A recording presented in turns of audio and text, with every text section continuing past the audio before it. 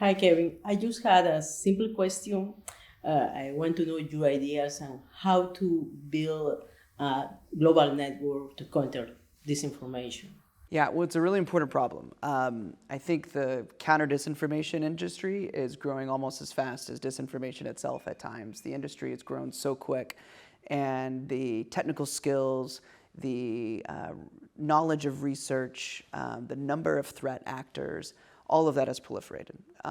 And the need for seasoned and experienced and trained responders in the field is incredibly important. And that can't just happen from places like Washington or Europe. That's got to happen on the ground all throughout the world in places like the Global South from local organizations with local voices.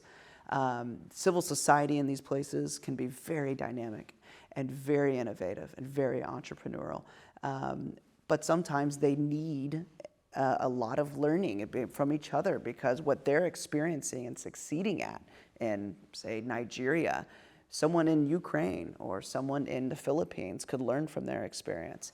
And to have that type of cross-networked approach to learning and advancing capabilities is extremely important, both in terms of skill development and technical capacity, but also just in terms of new and innovative programs. This field of counter disinformation, some things work, some things don't work. Sometimes we don't even know if something works well. And so it's helpful to be able to learn from the experiences of others who are dealing with similar threat actors, whether they're foreign or domestic sources of disinformation. How we foster that exchange of learning and how we build capacities from organizations like National Endowment for Democracy.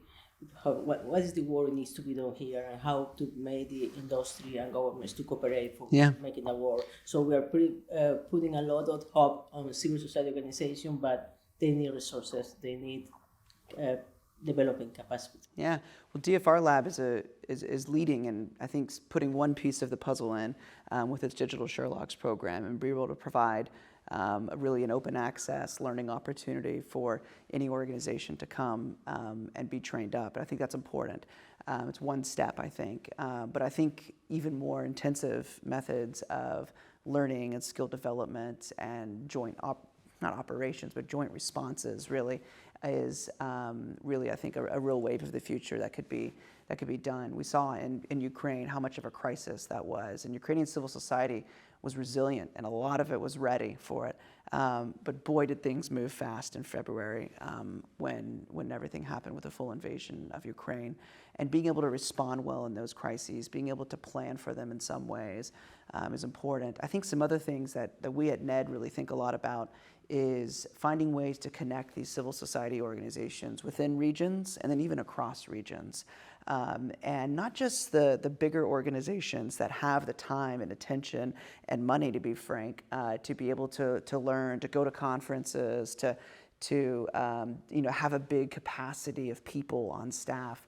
NED funds a lot of small organizations, and these organizations are innovative, they're entrepreneurial, they're doing amazing work. There's not many of them, though, and sometimes in these really small teams and offices. And it's hard for them to be able to step out from that day-to-day grind of their operations and day-to-day grind of their response in order to be able to learn.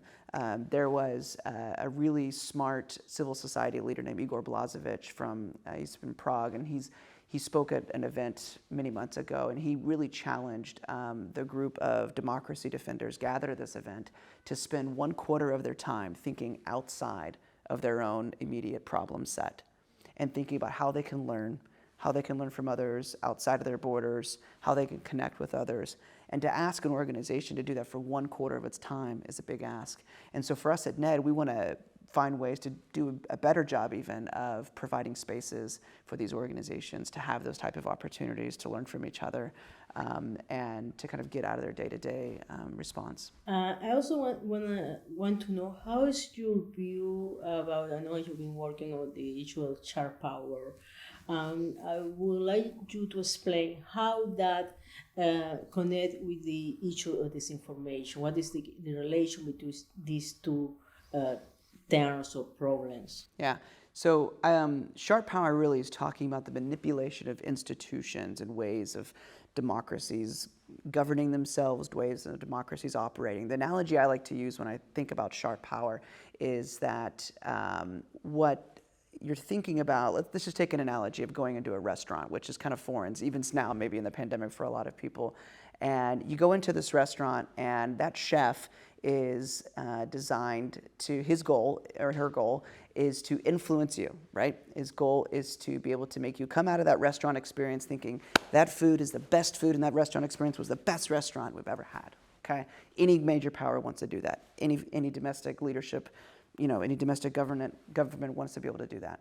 But what sharp power is authoritarians manipulating the whole environment of your taste buds, finding a way to have what you taste, what you feel at that restaurant, who you talk to, who you interact with is almost a manufactured experience in some way. And so that sort of influence operation essentially is what we're talking about. That sort of foreign transnational operation to be able to kind of change the taste buds of society and change the taste buds of how democracies adjust and organically be able to grow and be able to progress and hold their governments accountable ultimately. When those things are affected, that's sharp power in action. It could be a powerful force. Disinformation is one of those tools, and foreign influence operations from Russia, China, the Gulf, other places is really an increasing feature, unfortunately, of a lot of information environments around the world and a lot of democracies around the world. And it's affecting democracies of all stripes, those in the West, those in the global South with different outcomes. Are democracies responding? They know how to respond to those operations you are describing? Yeah, do they have the antibodies to be able to fight it? Well, at NED, we support civil society organizations who absolutely are at the front lines of doing that. And we have a firm and strong belief in the power of civil society to be able to do this work and to hold government accountable and be the mainstay. Even though governments could come and go and policy positions could come and go, they may be more or less supportive of democracy and human rights values and all these things. But civil society is the mainstay throughout all of that. So our job at NED is to really to build up those antibodies within a society to be able to defend against threats like this. And the threat of disinformation and propaganda and hate speech, to a certain extent, some of it's not new, but the tools in which it's happening on, online platforms or within a polarized society, or when a government is actually the propagators of disinformation and misinformation, that's a new feature in some places that is really hard, and that's where civil society needs to adjust and needs to learn and needs to grow and connect better and operate on, I think, a bit more networked basis. We have been connecting here in 360. How have been you experiencing these days in the conference, in the summit?